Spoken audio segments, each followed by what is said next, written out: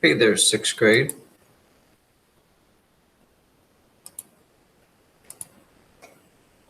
Hopefully this thing is working. We're having some trouble with our recording process here.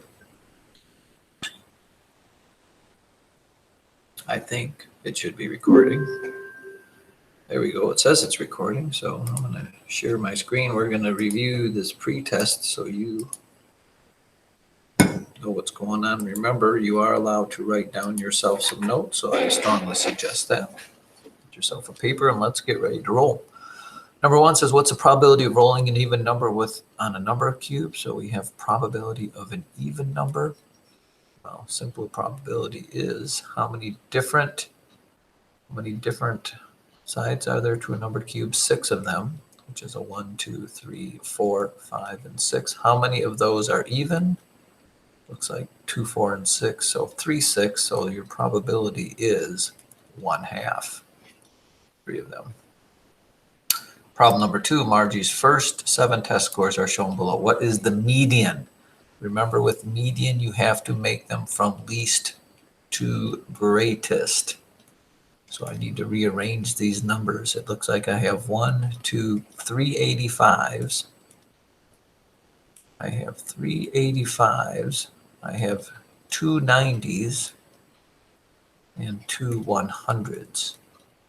The median is in the middle. There are 1, 2, 3, 4, 5, 6, 7 numbers. So the middle number of 7, there is an exact middle. It is 90 because there's 3 to the bottom and 3 to the other side. 90 is your median. Problem number 3, what percent of this circle is shaded? And before you figure out percent, you want to find out what fraction of the circle is shaded.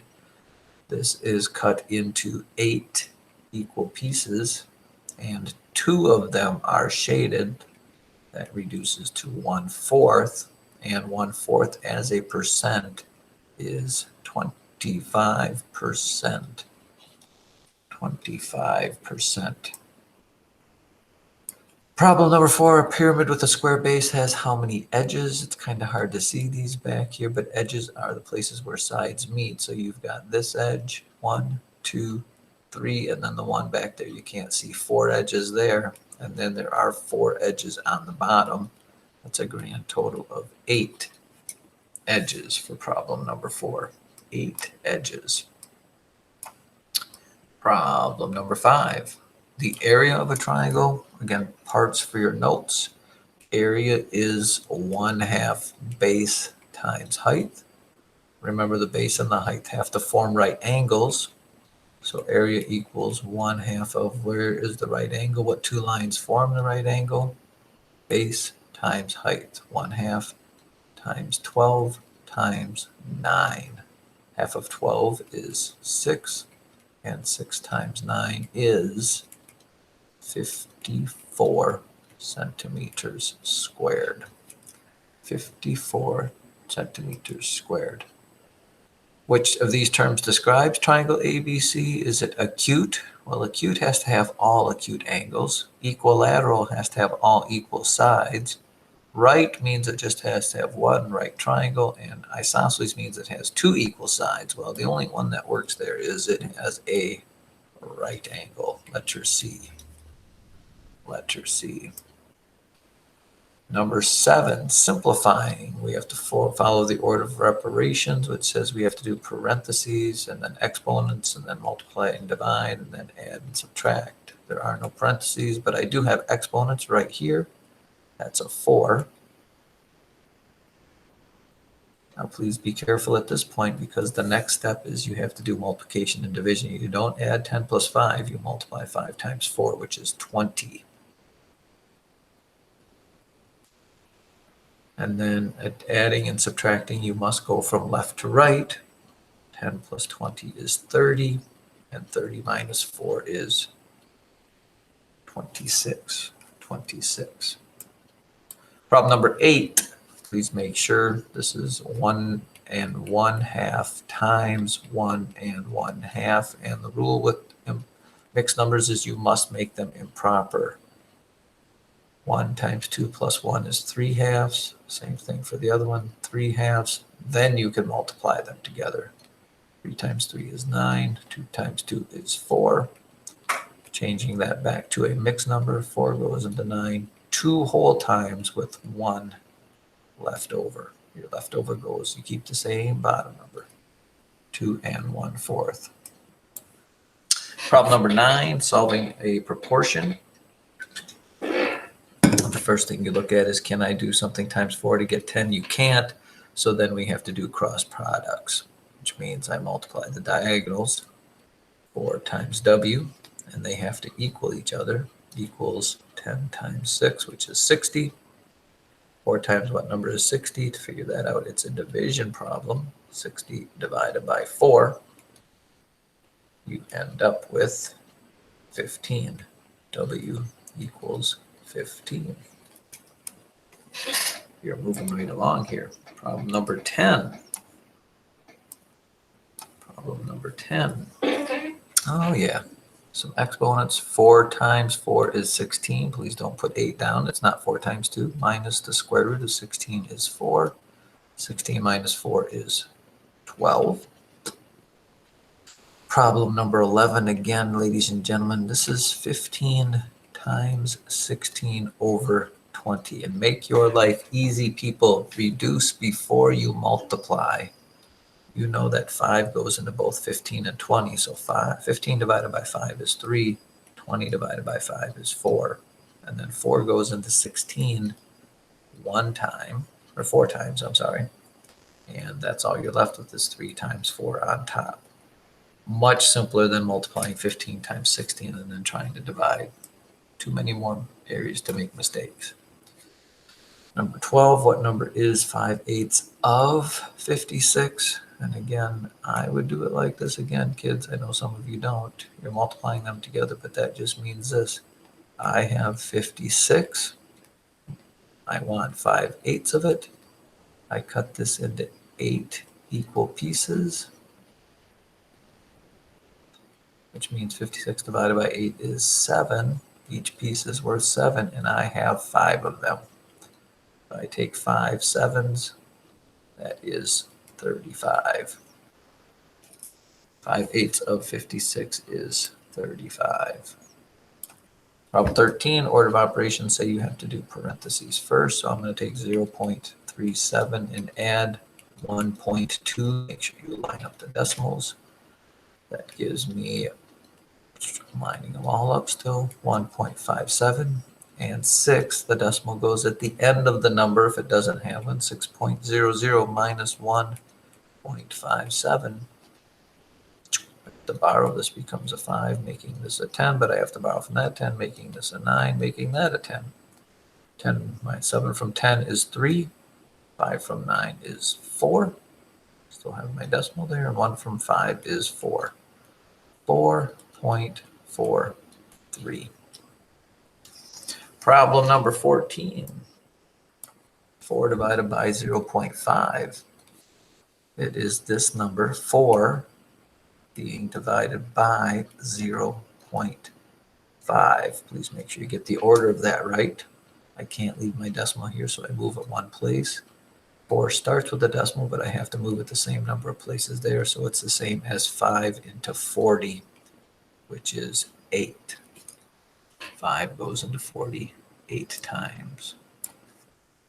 Problem number 15, just working this from left to right. Well, 6 2/3 plus 3 is 9 2/3. To that I have to add 4 1/2. Common denominator is 6. 2 times 3, 1 times 3, 3 times 2, 2 times 2. 4 6 3/6 is, well, that's right here, 7/6, and 4 plus 9 is 13. But I cannot leave 13 and 7/6 because it's a improper fraction.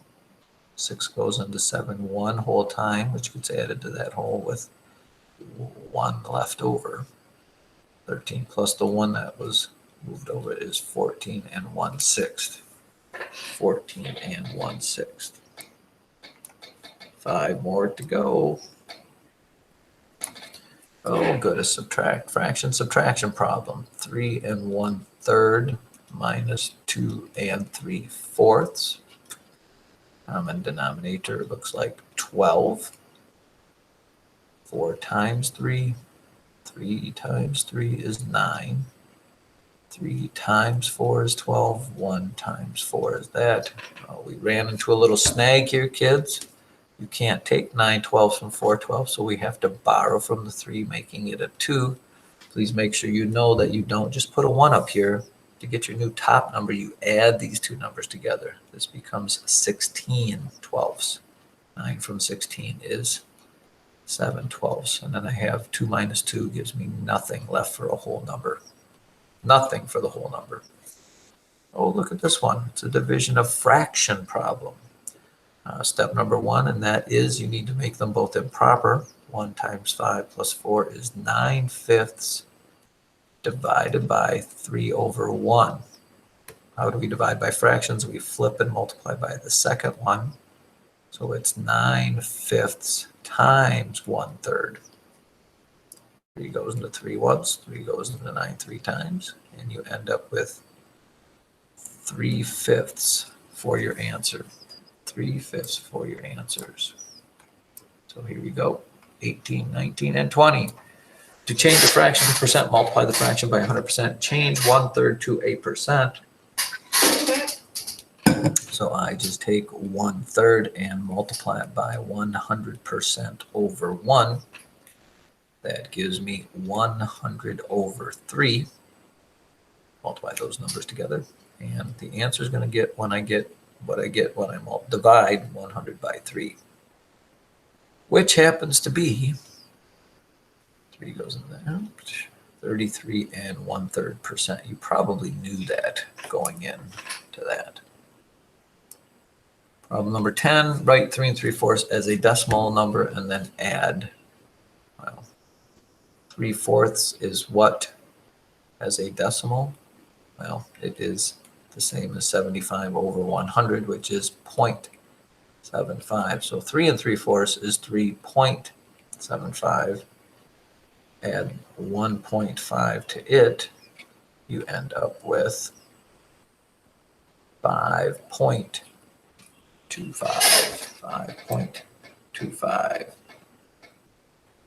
How many units is the perimeter of the rectangle with vertices located there?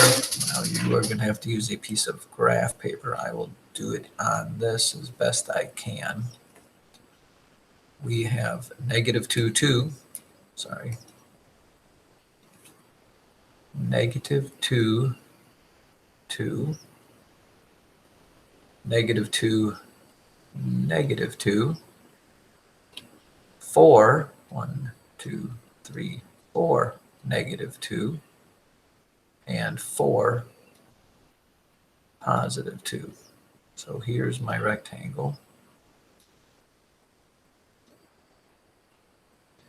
And how many units is the perimeter of the rectangle? Well, perimeter means distance around. Again, count spaces, not dash marks. This is 1, 2, 3, 4 units high. And it is 1, 2, 3, 4, 5, 6 units wide. So the perimeter would be 2 6s added to 2 4s, which would be 20 units. Again, you should do that on a piece of graph paper, and life will be easier. Or your test paper will have a grid there that you can probably use. So that's it, 6th grade. It's been a pleasure, and we will see you, and good luck on that test.